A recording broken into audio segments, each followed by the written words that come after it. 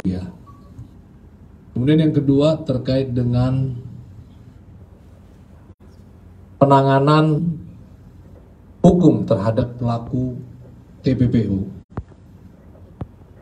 Rekan-rekan sekalian, bahwa sesuai petunjuk Bapak Kapolri Jenderal Polisi Dr. Andes Listio Sigit Prabowo, saat ini Polri menindak tegas terkait dengan TPPU. Kami ingin memberikan penjelasan di mana ada teman-teman yang tanya, ya, kenapa begitu masifnya Polri dalam melakukan penindakan TPPU. Yang pertama, rekan-rekan harus ketahui bahwa tindak pidana perdagangan orang ini merupakan kejahatan luar biasa. Jadi bukan kejahatan biasa, atau kita sebut extraordinary crime. Dan TPPO ini juga merupakan transnational crime atau kejahatan lintas negara. Karena perdagangan orang atau perdagangan manusia ini dari negara satu ke negara lainnya. Jadi bisa dari Indonesia ke negara A, bahkan diperdagangkan atau diperjualbelikan lagi ke negara yang lain. Kemudian beberapa waktu yang lalu telah saya sampaikan bahwa modus terbesar dari TPPU di Indonesia ini adalah perdagangan dengan modus pekerja migran Indonesia. Nah, ini yang saya ingin memberikan pemahaman bahwa ketika korban TPPU atau pekerja migran kita ini adalah seseorang yang ingin mencari nafkah, mencari sesuap nasi, meninggalkan negara kita untuk bekerja di luar negeri. Ya, bayangkan untuk menghidupi keluarganya, PMI atau pekerja migran Indonesia yang dulu dibilang TKI itu harus meninggalkan keluarganya untuk bekerja di luar negeri. Ya, ini harus diberikan pemahaman. Meninggalkan keluarga, kerja di luar negeri. Ini sudah menjadi pejuang bagi keluarganya. Ya. Kemudian rekan-rekan tahu bahwa pekerja migran ini merupakan pahlawan devisa. Kenapa saya bilang pahlawan devisa? Dari PMI ini devisa negara yang masuk ya, bisa mencapai puluhan bahkan ratusan triliun. Sehingga mengapa PMI itu disebut menjadi pahlawan devisa? Kira-kira seperti itu ya. Jadi mereka bekerja di luar negeri, kemudian gajinya atau penghasilannya dikirim kepada keluarganya. Jadi ada devisa yang masuk ya, dari tempat bekerjanya di luar negeri masuk ke Indonesia. Nah, dari sinilah ya salah satunya betapa pejuang keluarga dan pejuang devisa ini yang di sini korban, tapi ingat di sana mereka adalah pelanggar keimigrasian, pelanggar ketenagakerjaan karena ulah para calo-calo perekrut pekerja migran ilegal tadi. Mereka tidak tahu bahwa mereka bekerja ke luar negeri. Mereka yang tahu hanya bekerja, mencari sesuap nasi. Mereka tidak tahu bahwa keberadaan dia adalah ilegal. Nah, sekali lagi saya memberikan prolog ini untuk memberikan pemahaman ya. Kenapa Polri begitu seriusnya ya dalam menangani tindak pidana perdagangan orang. Ini dilakukan Polri dalam rangka menyelamatkan anak-anak bangsa, menyelamatkan warga negara kita ya, agar tidak ada lagi yang menjadi korban TPPU. Disinilah negara harus hadir. Siapa lagi ya yang akan melindungi mereka? Disinilah Polri dengan Satgas TPPO-nya hadir, tentu bersama stakeholder lainnya, dengan Kementerian Luar Negeri, dengan BP2MI hadir dalam rangka melakukan perlindungan, dalam rangka menyelamatkan warga negara Indonesia tadi. Baik, itu prolog. Kemudian kami sampaikan sampai ya dari dibentuknya Satgas TPPO tanggal 5 Juni sampai tanggal 22, laporan polisi yang dibuat sudah 472 laporan. Jumlah korban TPPO yang berhasil diselamatkan ya oleh Polri, ini artinya berhasil diselamatkan, belum menjadi pekerja migran ilegal. Ya, masih di masa penampungan, kita lakukan penindakan, penangkapan terhadap pelaku dan korban berhasil kita selamatkan. Sampai tanggal 22 Juni sebanyak 1.596 orang. Kemudian jumlah tersangka pada kasus TPPO sebanyak 552 orang. Baik, sampai di sini saya sampaikan kenapa ada yang tanya, kenapa masih dalam proses, ada yang penyelidikan, ada yang proses penyidikan. Ya, tentu masing-masing TKP, masing-masing Polda beda ya, beda penanganannya karena masing-masing modusnya beda. Kalau masih penyelidikan bisa jadi masih tahap pengembangan, mencari pelaku-pelaku atau tersangka yang lain. Apalagi masih ada jaringan-jaringan yang lain. Seperti tadi saya sampaikan bahwa TPPO ini adalah transnational crime. Ya. Bisa jadi pelakunya tidak hanya ada di Indonesia, tapi bisa jadi ada di luar negeri. Nah, tentu ada ya, tidak semudah membalikkan tangan, ada prosesnya, sehingga masih ada proses penyelidikan untuk mengungkap atau mengembangkan para pelaku atau tersangka lain. Sekali lagi saya ulangi, jumlah tersangka yang telah diamankan sebanyak 552 orang. Kemudian modus yang dilakukan ada 4 seperti yang kami sampaikan kemarin. Dengan modus yang terbesar adalah pekerja migran legal. Ya. Ada 368. Kemudian ABK sebanyak 6. Kemudian dengan modus ya menjadikan PSK dengan angka 122. Kemudian eksploitasi anak sebanyak 27. Nah, mungkin rekan-rekan ingin melihat bentuknya bagaimana ya. Nah, kita lihat hasil ANEP kemarin. ANEP ini contoh ya, Polda Aceh, penanganan kasus TPPO. Ini yang berupa PSK dengan bentuk prostitusi online ya. Di wilayah hukum Polres PD. Nah, Polri telah melakukan penangkapan terhadap mucikari, kemudian telah mengamankan, dan dalam pemeriksaan yang bersangkutan mengakui sebagai mucikari dan mengeksploitasi ya korban. Ini salah satu contoh modus PSK tadi. Kemudian yang kedua contoh di Polda Riau. Ini penyelundupan pekerja migran ilegal yang akan diberangkatkan ke Malaysia melalui perairan di Kabupaten Bengkalis. Tim Satgas TPPO Polri berhasil mengamankan 6 orang PMI. Jadi mengamankan ini menyelamatkan ya. Kalau PMI diselamatkan dan 1 unit speedboat bermesin 3. Nah, ini rekan-rekan bahwa diamankan ini di perairan seperti beberapa yang lalu ada dua jalan.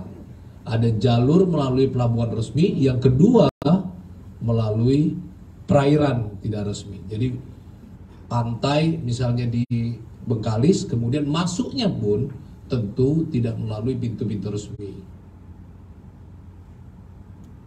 Contoh berikut di Polda Jambi, Polri telah melakukan razia. Nah ini yang PSK juga mucikari menjadi sasaran terkait TPPO dan mendapatkan 2 orang dengan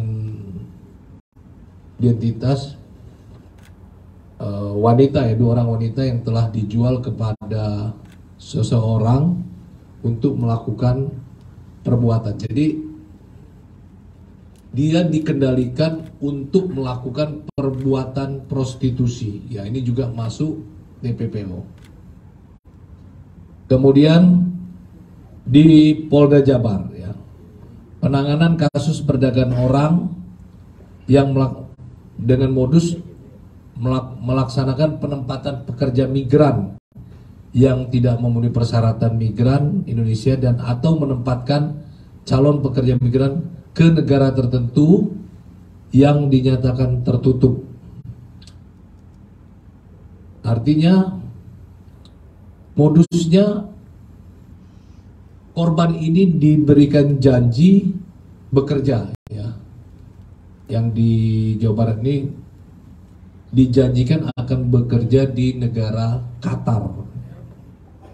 Sampai di sana ternyata tidak sesuai dengan iming-imingnya, tidak sesuai dengan janji gaji besar, dan sampai di sana dia terlantar.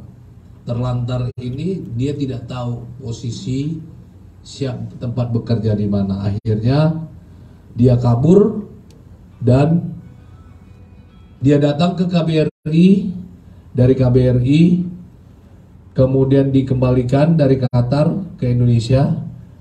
Nah, atas laporan tersebut dia membuat laporan ke Polresta Cirebon.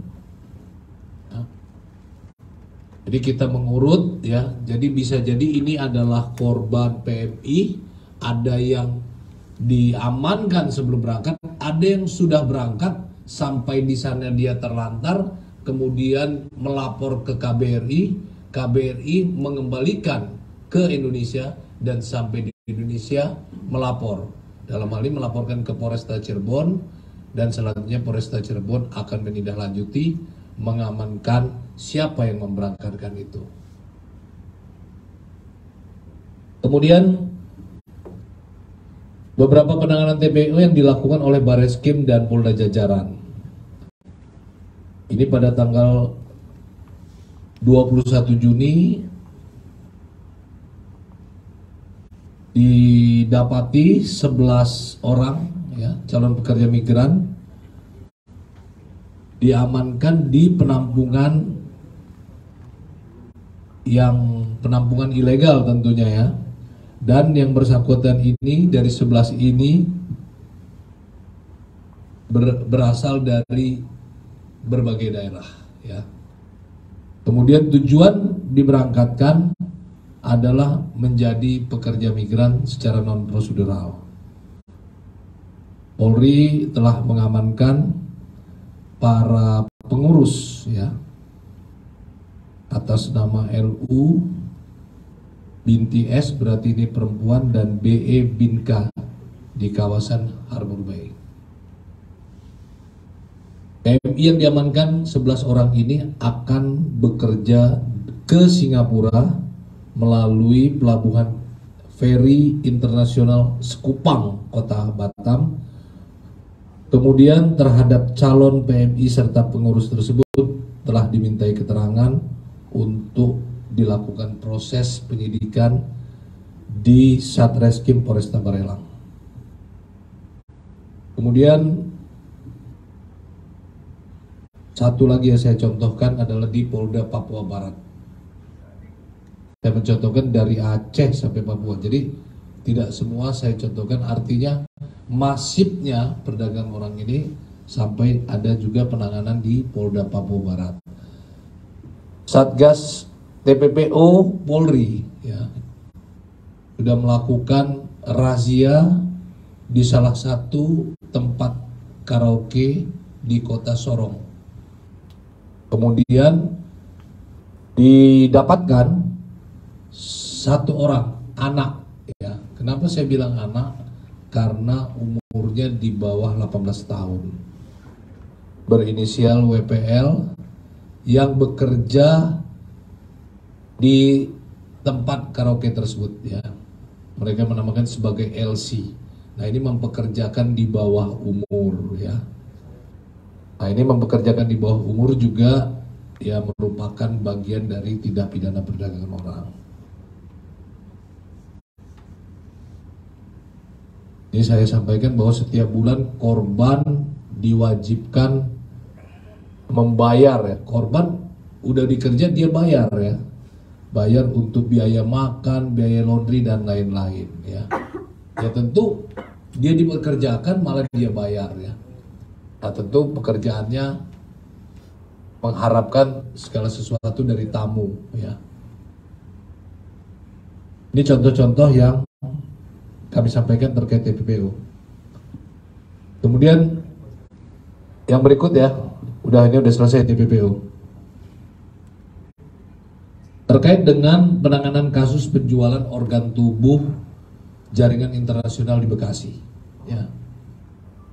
Kami mendapatkan informasi, ya, sampai saat ini proses penanganan kasus dugaan penjualan organ tubuh jaringan internasional di Bekasi tersebut masih dalam penyelidikan penyidik Ditkrimum Polda Metro Jaya. Itu yang bisa kami sampaikan, masih dalam penyelidikan. Tentu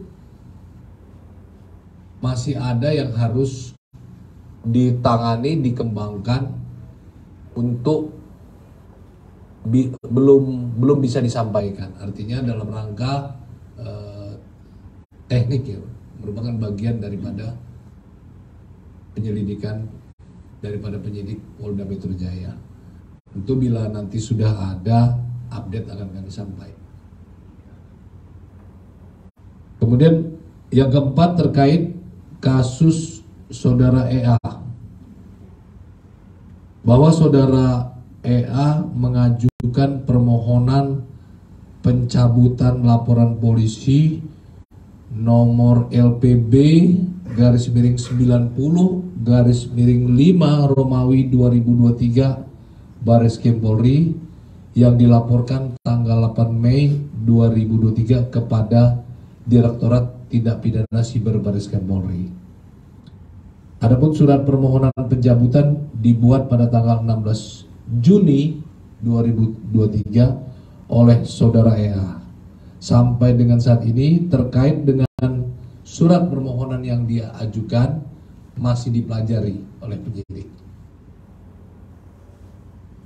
Kemudian terkait yang nomor 5, terkait penanganan kasus rekrutmen Polri di Cirebon, ya, yang disampaikan oleh berita yang viral, ada anak tukang bubur yang menjadi korban penipuan. Terkait dengan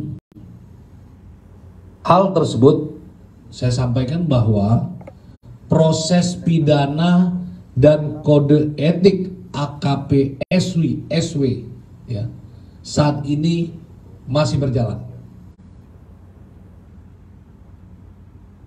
Prosesnya masih ditangani Ditkrimum dan Bid Propam Polda Jabar terkait dengan informasi adanya perdamaian tersebut masih atau belum mendapatkan informasi, ya.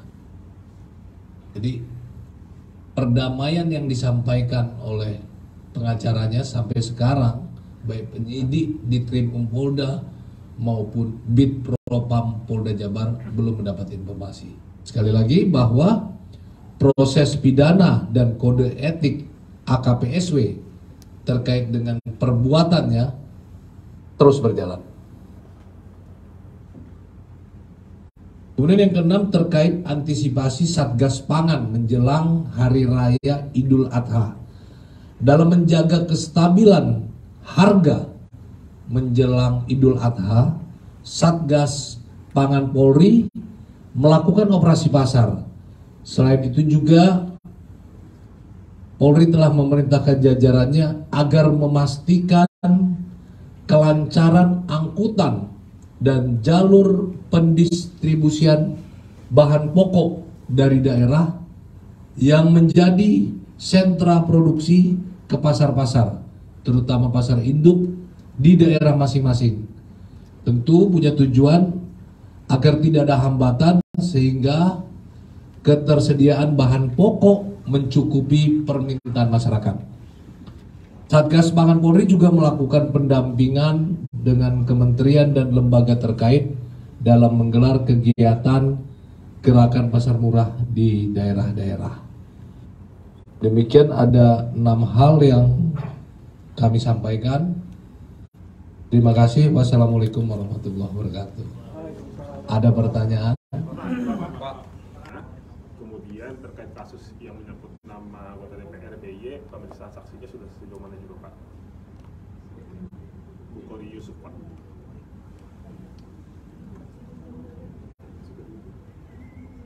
Oke. Tadi pertanyaan apa? Ya, pertama TM. Ya. Oke, satu ya. Saya jawab ya. Update kasus TM untuk memori banding TM hari ini ya. Hari ini Kamis tanggal 22 Juni 2023 telah diterima. Telah diterima di Sekretariat Sidang Komisi Kode Etik. Itu update-nya. Kemudian yang pertanyaan yang kedua belum ada update-nya. Oke, yang lain? Nah, Pak, itu setelah menerima memori banding, langkah selanjutnya apa, Pak? Diterima. Iya. Ya, memori bandingnya diterima.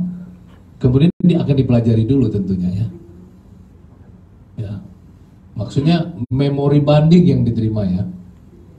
Pak, ada 2 anggota polisi di Ambon memperkosa 1 orang wanita di Korea, Pak, itu polisi akan ketemu Kapan ini Nana ya? beberapa hari yang lalu, Pak.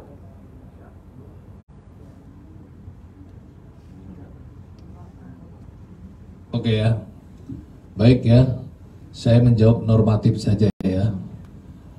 Tentu saya telah menyampaikan ya, dan ini merupakan komitmen Polri ya, bahwa Polri tidak pernah melindungi ya, dan institusi Polri bukan menjadi tempat anggota berlindung dalam melakukan kejahatan.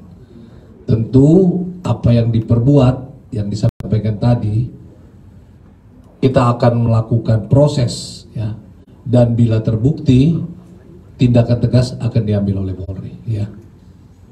Maksudnya PTDH ya, Pak ya? Ya tentu kita lihat ya, jalan dulu. Kalau memang terbukti, apalagi kasusnya seperti yang disampaikan, tentu melalui mekanisme layak untuk PTDH ya. Bila kasus perkosaannya terbukti ya, dan tidak layak seorang anggota Polri melakukan perbuatan seperti itu. Pak, kalau yang dugaan Kapolsek memeras tukang bubur itu kan udah ada pidana etik berjalan beriringan ya, Pak? Iya, betul. Berarti udah ada dugaan pelanggaran etik di situ, Pak? Karena kan etik dan pidana bakal berjalan juga. Iya. Temuannya seperti apa, Pak? Jadi kasus ini ya diproses. Kalau dia memenuhi unsur pidana, dikrim. Tentu terkait dengan kode etik, perbuatannya itu pasti tercela kan. Perbuatan merugikan nama baik Polri, kena etik dia kan, ada etik kelembagaan, nah ada etik kepribadian. Nah, jadi diberi sendiri karena perbuatannya itu mencemarkan nama baik institusi Polri, maka dia kena sidang kode etik. Ya, sekali lagi tadi saya sampaikan bahwa proses keduanya tetap berjalan.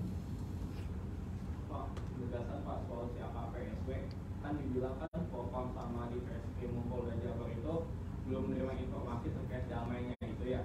Ya. Kalau misalnya benar itu damai Pak, itu berarti tetap lanjut proses pidana dan etik atau dikaji dulu Pak ya. Lalu yang kedua soal yang kasus organ tubuh yang di Bekasi Pak, itu tuh penjualan organ tubuhnya hanya ginjal saja atau ada organ tubuh lain ya?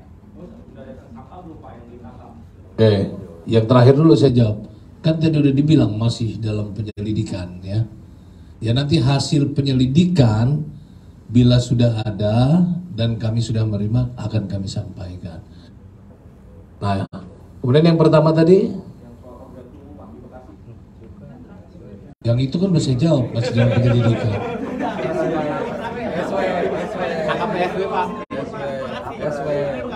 Ya, baik ya, kita tidak mengandai-andai itu damai diterima atau tidak ya.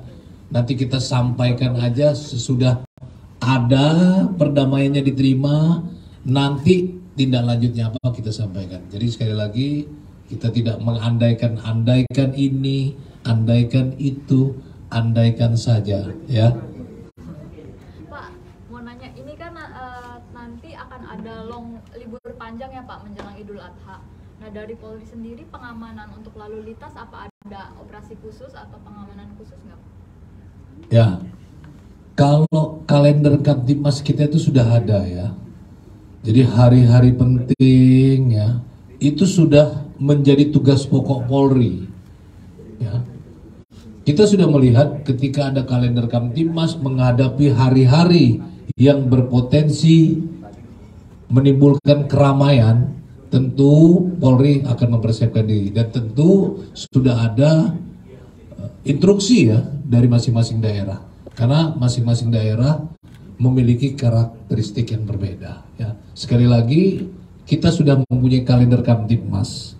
Setiap ada hari-hari, apakah hari besar, hari libur, ada kegiatan masyarakat, kita pasti melakukan kegiatan dalam rangka pengamanan, dalam rangka melakukan kegiatan perlindungan dan dalam rangka melakukan pengawalan dalam setiap kegiatan masyarakat ya.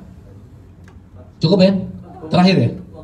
Mbak Leli belum habis kalau Mbak Leli belum. Ya, terakhir sana Mbak Leli penutup. Ya nanti kita tunggu aja itu ya. Pada saatnya pasti nanti ada. Mbak Leli penutup. Pertama yang soal TPPO warga Sumatera Barat dan lagi di Malaysia, posisinya sekarang apakah masih sudah dipulangkan ke asalnya atau masih di Malaysia? Pertama, yang kedua, ada tanggapan dua lagi, ada pengamat yang mengatakan seorang namanya Rizal Irawan, dia sebenarnya terbukti melakukan kejahatan tapi sekarang malah diangkat naik pangkat menjadi brigjen. Tanggapannya harus seperti apa? Bisa anggota yang pernah terbukti melakukan kejahatan bisa menaikkan. Ya, yang pertama dulu ya. Yang pertama terkait dengan TPPO ya, saya tidak bicara di daerah mana, tentu prosesnya bila dia ada di luar negeri. Di luar negeri kita itu ada KJRI, ada KBRI, dan di bawah kalau di Kementerian Luar Negeri ada Direktorat Jenderal Perlindungan WNI. Nah tentu negara harus hadir. Negara harus hadir itu ada kementerian, ada lembaga dan ada Polri. Kita bersinergi ya untuk menyelamatkan. Ada BP2MI ya. Tentu sinergi kita sesama antar lembaga akan hadir untuk katakanlah mengembalikan posisi, seandainya posisi di luar negeri untuk dikembalikan ke keluarganya, dan itu menjadi tanggung jawab negara.